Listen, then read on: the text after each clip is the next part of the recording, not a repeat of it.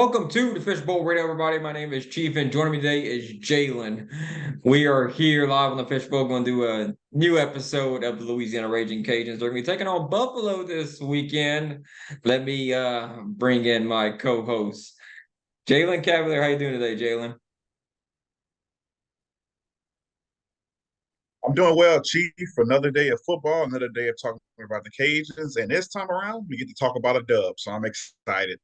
Oh yes. What was some key things that you saw in that game against UAB, Jalen, that you think that the Cajuns can use to catapult their season going forward for the next couple of games? I think defensively, the defensive players stepped up. The DBs and the safeties, or I should say corners and safeties, were all played up to par. They were dominating on the field. But I have to give the kudos to the linebackers, defensive line also, who the Cajuns are what the second in America in sacks, total sacks. I mean, they had 7 of them against UAB. So defensively, they did their thing, and offensively, Zion Chris was the man. But can he continue that going forward? Is the question I have. I like what he brings to the offense, young Chris. I'm glad you brought him up because he definitely adds another dimension to the Cajuns offense. Like Ben Wooders is a great passer and everything with the Cajuns and stuff, but he doesn't have the running ability quite like Zion. Because Chris, like if you watch that play UAB when he just broke it free against him, that turn up, that acceleration through the gap that he saw in the defense was just something that we don't really see. He's like Levi Lewis in that regard because I think he might be faster than Levi, honestly, because the way he was running that game in UAB, I think that was a big deal for the Cajuns, which is going to be impressive. The only thing I'm wondering is how will he do in the pocket under pressure and he can't get away. That's one thing we'll have to wait and see what he actually can do here is. Um, I did get to see him play a little bit before uh Ben got hurt. He does have a little bit of playing time experience. He threw a touchdown pass against Texas State last year toward the last regular season game in 2022. He did play a little bit after Chandler Fields got hurt in the Independence Bowl in I think the last part of the third quarter. I think it was like 2 minutes left in the third quarter. He came in and he ended up throwing a pick with like 3 seconds left to go in the game. Last ditch effort to try to score. You can't really blame him for that one, but I like what I see so far. He looks like he looks a lot more confident in the pocket from what I saw from him last year to this year. And I think that's gonna make a big difference here.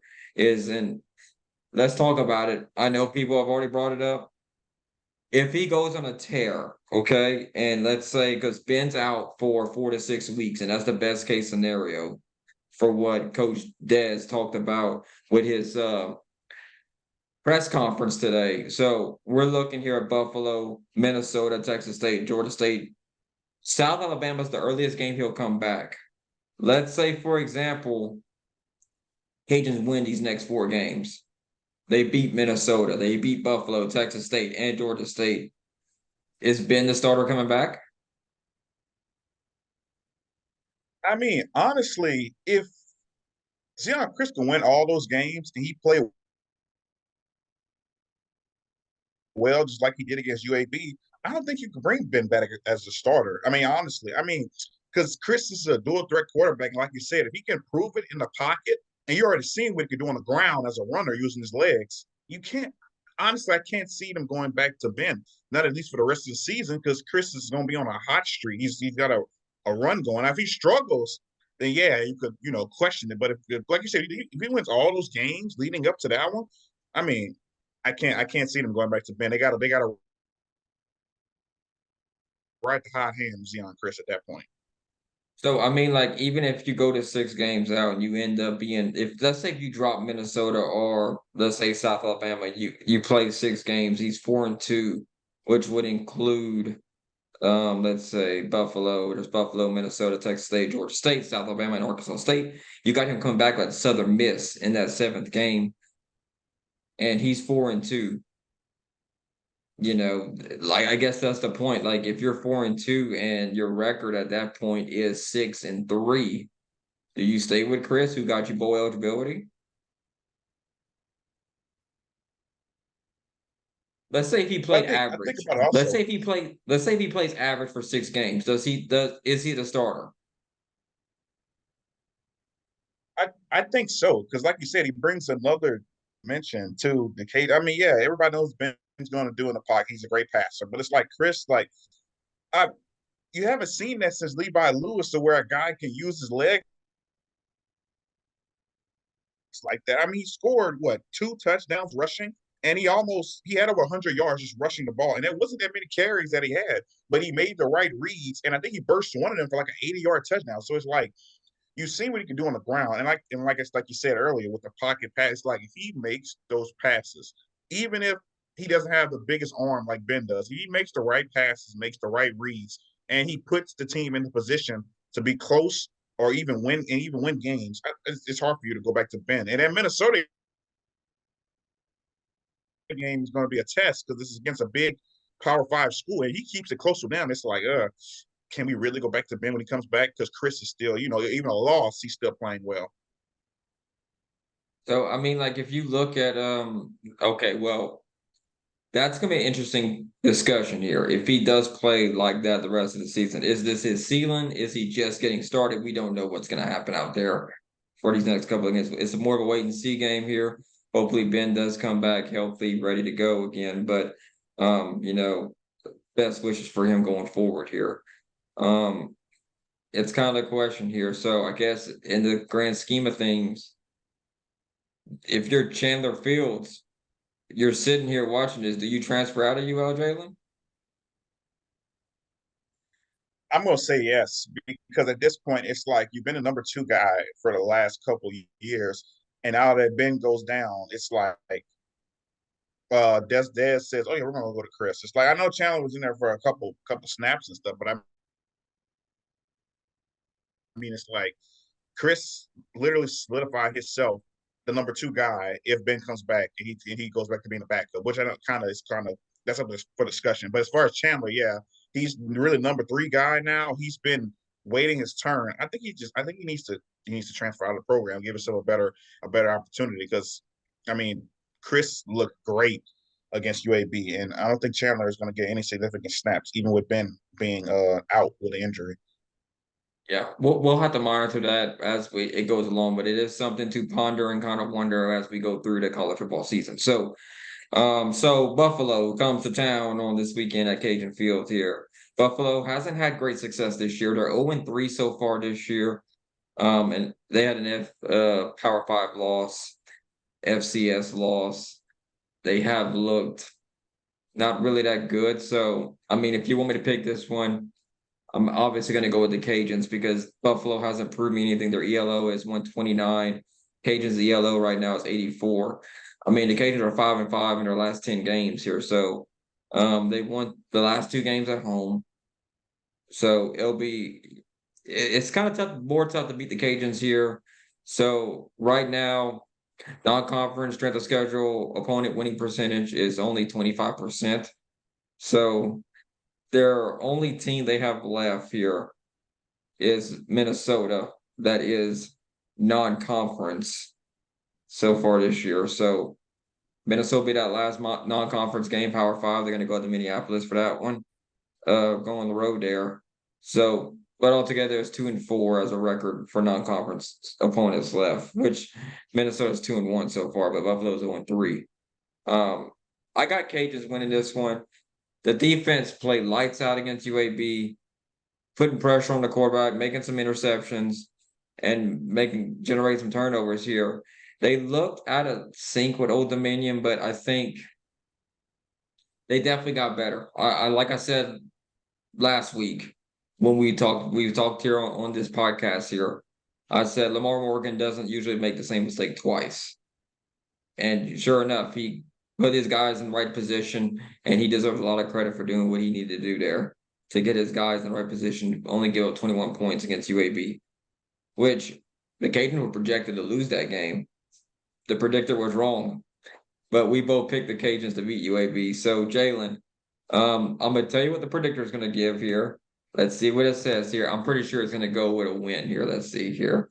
I'm pulling it up right here. Predicted results for the rest of the year. It's got the Cajuns finishing 8-4 with a win, a 31-21 win over Buffalo. It's got a close loss to Minnesota. That's close. I feel like with this okay, so the predictor for like we'll play for scenario reasons, like we talked about with Chris and Ben being out for 4 to 6 weeks. You look at this predictor here, and 31-21 win for Buffalo. I mean, for Cajuns over Buffalo. Minnesota, they lose 24-19. Texas State, 30-19 win. Georgia State, 28-24 win. If he just does that, I think he's the starter. What do you think, Jalen? Oh yeah, 100%. He has to be the starter at that point. But I think that Buffalo score, I think it won't even be a 10-point game. I think it'll be a 15 to 20-point game. The Cajuns should easily, beat this team. But if they blow out Buffalo and if it's really that close to Minnesota, like even a 5-point loss and Chris plays well, oh, he's a starter. He has to be the starter. And that'll set up that key matchup with the Sun Belt back to Sun Belt play when they go take on Texas State, and you can see TJ Finley versus Zion Chris, which that would be a great matchup to see. Yeah, I mean, TJ Finley started at LSU, transferred to Auburn, didn't do too well over there, and then transferred to Texas State. So people are wondering what Buffalo brings and who they play. They played Wisconsin, they lost 38-17. They played at FCS school, Fordham, and they lost 40-37. They played Liberty, they lost 55-27. So not looking too good. Those were both home games. I got them losing to the Cajuns. I don't see it being a very good year for Buffalo. Buffalo had a good year last year, and to see the way they played so far this year, being 0-3, I'd expected them to win at least one of these three games. I mean, you would think the Fordham one would be the easy one, but I mean they're 2-1 right now. Good kudos goes to them for doing that, but it doesn't look good for Buffalo going into this game here. But they got Akron after they played the Cajuns, then Central Michigan and Bowling Green. So I think the Cajuns win this one. I think they'll take care of business. And Cortland Flowers, he's going to be out for half of the game for his targeting call that he got at UAB. So it's going to be something to monitor the secondary. Like I talked about it kind of being like maybe the weak point of the Cajuns, something more to keep in mind. They might try to pick at it early in the game, something that the Cajuns should prepare for when they play Buffalo. So now that we got all that done here, we let's talk some Sunbelt football a little bit, Jalen, here before we talk about the other Cajun sports here. So Georgia State at Coastal Carolina. Who you got in that game, Jalen?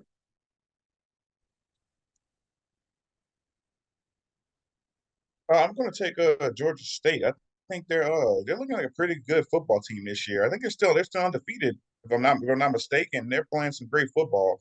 So I think they'll beat Coastal, even though Coastal's not a sleeper. You know what Coastal can do within these past years. But I think I'm gonna go with Georgia State on this one. I think so I mean Coastal, they're looking pretty good here. So far this year in Georgia State here. We're gonna pull up the Sunbelt standings real quick here.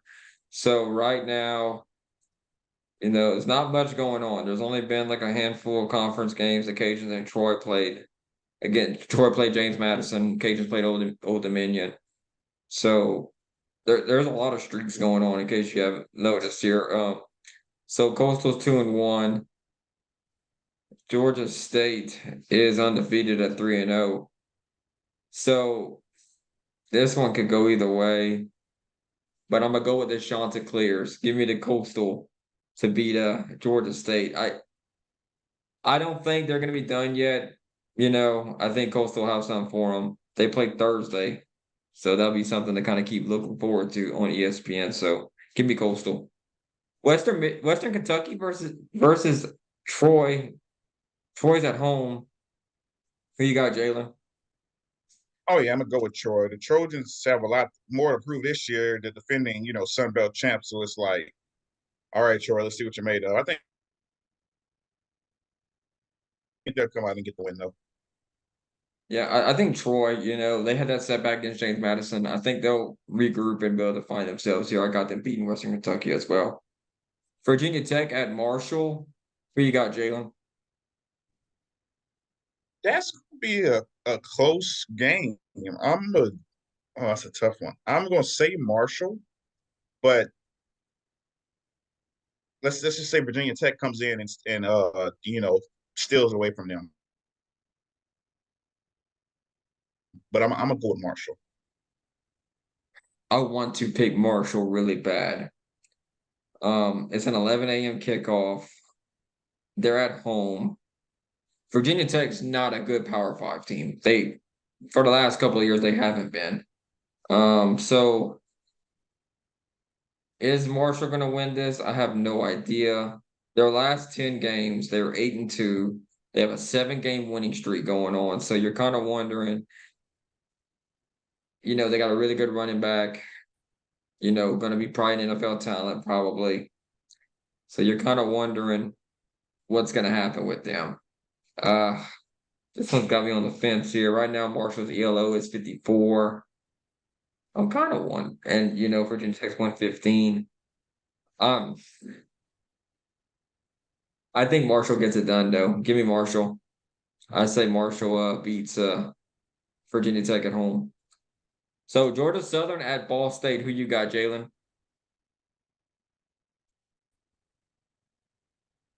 Oh, that's a that's a good question. Georgia Southern versus Ball. Um, I'm gonna go with Georgia Southern because I think the other week I think Georgia Southern was one who played UAB the other week and they beat them. And I think Georgia Southern is also coming off a loss. So I mean I think that they're gonna try to bounce back and try to get this dub against Ball State. Yeah, I got Georgia Southern. I think they'll take care of business against Ball State. Texas A&M. I mean, Georgia Southern did look good though too against UAB when they played them. So we'll see.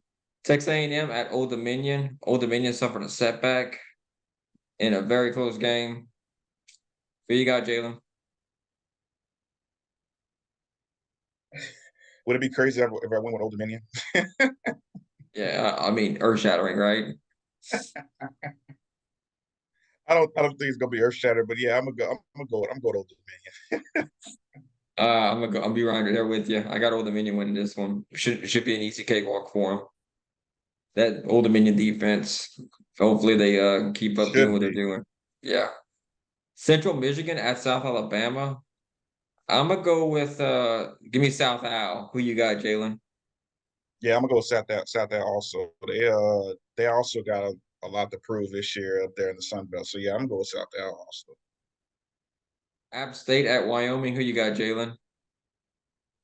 Well, you saw Wyoming well, was up there with Texas this past week. So I mean, but no, I'm gonna go with should I go with Wyoming now? Let me think about that. Let me think about that, Chief. Wyoming, they made it close with Texas. You think? Nah, I'm not. I'm gonna go. I'm gonna go with App State. You're wrong. I'm gonna tell you why. Wyoming's defense is gonna slow down App State's offense. Give me the Wyoming Cowboys. All right, all right, all right. I don't. I'm not even gonna disagree with that one. I mean, I'm gonna go App State, but Wyoming. If they come out with the win, it's gonna be good because they've been Quit, playing some quit, ball, man. quit trying to be a Sunbelt homer. We're trying to call it like we see it here on the fishbowl.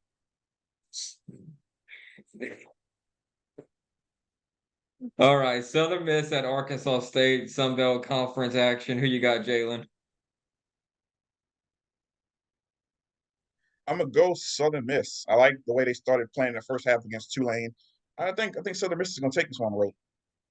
Yeah, Southern Miss started out really good, but newsflash here, the Sunbelt's gonna win this game. So give me Southern Miss. I mean, Arkansas State, they look like they're getting a little bit better, but they're not right where they need to be. So give me Southern Miss. Yeah, come on, Nevada? Butch. Wait, what? Say, come on, Butch Jones. You gotta do Yeah, he's having a rough time over there in something. Arkansas Arkansas State. State now. Nevada at Texas State. Who you got, Jalen? I'm. You know what? I think I'm gonna go Nevada on this one. I don't know. It's just and hear me out. Hear me out. I know Texas State beat Baylor, and I know that TJ Finley is playing phenomenal. But it's just I don't know. I think Nevada will come in and pull out this upset. I really do. So there's a thing called chemistry with football teams, and it's a bigger thing than a lot of people think about when they make these picks and stuff. How well is this team gelling together? Like we saw how, like on Saturday, how gelled together the chemistry of the Cajuns was. They really responded well to Zion Chris in the game. They had chemistry. They because he was there for all of spring. If y'all remember, Ben wasn't there during the spring. He was still rehabbing his knee injury that he suffered last year. That's part of the game there. So chemistry is a big thing. How well you gel with your receivers and stuff like that, and linemen, they know how to block. Offensive line has to move in sequence with each other and to perform a protective barrier around the quarterback. So, um, I think Texas State has that. I think Texas State gets it though. I think they win. We already picked Buffalo and Louisiana. We both went with Louisiana. James Madison at Utah State. Who you got, Jalen? I'm gonna take James Madison. They're playing phenomenal football right now. They're coming to take over the Sun Belt this year. The way they're playing. So I'm gonna go James Madison. James Madison looks like a wrecking crew, and everybody else is just a building, and they're just knocking everything down. That Hmm. defense on James Madison is really good against the run. They really stifle people there. The only point of James Madison that I would be concerned about if I was them, their fan base and stuff, would be the passing game because they're a little bit suspect when it comes to passing game, giving a big chunk plays and stuff at times. But I think James Madison takes care of business. I got them beating Utah State on the road. So, all right. So let's move on to our next topic of discussion here. So, Jalen, what do you think about the Raging Cajuns volleyball team so far this year? Uh, I'm trying to see what I want to see with the volleyball team this year. 'Cause I know their coach is this is what her second year taking over the team. Yeah, I think so, if I If I'm remember not, if I'm right. not, yeah, Yeah, I mean they've yeah, if been I'm not mistaken. But I think they're playing really well right now. I want to see a little bit more of what they can do against these top Power Five schools. But I mean, other than that, it's like I think they're playing great so far. I think their last Power Five school they played against was LSU, if I remember right. They did lose to North Florida. They won Texas Southern. They won Nichols, New Orleans, Prairie View A&M. They got Troy at 6 o'clock on Thursday here. They're 9-5 so far this year. It's a blackout at OK Long, so y'all come bring your family and friends here. They're gonna be playing Troy, and I think a 2 game set here. I thought it was a 3 game. 2 game set here. So they play Troy Thursday and Friday. I got them winning Thursday. I got them losing Friday. I got them splitting. What you thinking, Jalen? I think it's going to be a split. Also, I think uh Troy's going to win Thursday, like you said, and no, I'm sorry, the Cajuns going to win Thursday. Troy's going to win Friday, and they're going to split that 2 game series that are okay long. Oh, it's a blackout game too. So if you're looking to, head out there, make sure you wear black, this color shirt right here. Uh to blackout, which, Yeah, you know, I like the improvements of our OK Long. It looks really nice in there, nice flooring and stuff. It looks like it got a really needed a facelift, and they did a really good job with it in there. So let's talk about women's soccer for the Raging Cajuns so far. They're 3-3-2 so far this year. 500 or 0-1 in conference play. They lost their last 2 games here, which included Florida Atlantic and FIU, Lamar, Texas State. It's been kind of a downward trend for the Cajuns so far, but they got Old Dominion. They might turn it around. I got them losing on the road though, but I hope they turn around. Who you got, Jalen? yeah, it's like nobody wants to be in a three-game losing streak, especially for our Cajuns. But I think it's going to be close. I'm gonna give the Cajuns the win. I just think when you lose 2 games in a row, you don't want to make it three. And I think, and then the game before that. losing streak, they tied with FIU. So it's like they want to try to get the win. So I think they're going to get the win against Old Dominion. Yeah, I know they're playing ULM, and I was kind of expecting to see a little bit more out of them, but like some of these, they've had win against USF, Middle Tennessee they tied, Northwestern State they won, they beat Magnesia, um, Grambling they won 3-0, Stephen F. Austin 3-0, Florida Atlantic they lost, FIU they tied, Lamar they lost, Texas State they lost. So, but I think they'll beat ULM. I think they'll take care of business and they'll pick up the win that way there. And there's kind of something else here that we're kind of looking forward to coming back is Raging Cajun basketball. We're kind of getting a little bit closer to them coming back here, so we're hoping to see where all that goes here.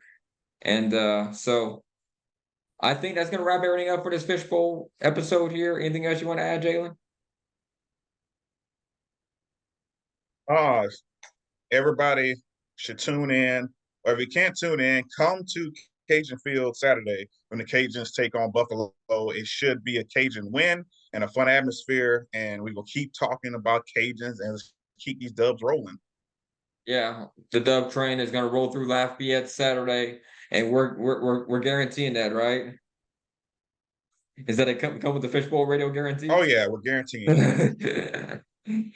Hey, Des, don't make You us know look what? bad. That's exactly what it is. A fishbowl radio guarantee right there. Guarantee. Yeah. The first one for me. All Guaranteed. right. All right. KG Look, bucket. this is a warning to Desimo. Do not make us look bad. Oh Do no, not make coach, us look bad. you can't make us look bad. You You gotta can't win the make us game. look bad. Look, we're stretching out our necks for you right here, okay? Don't make us look bad. All right. We're gonna get roasted on the internet because of this. All right. Thank y'all for tuning into the Fishbowl Radio. I hope you have a great and wonderful day. I'll see y'all next time here on the Fishbowl Radio.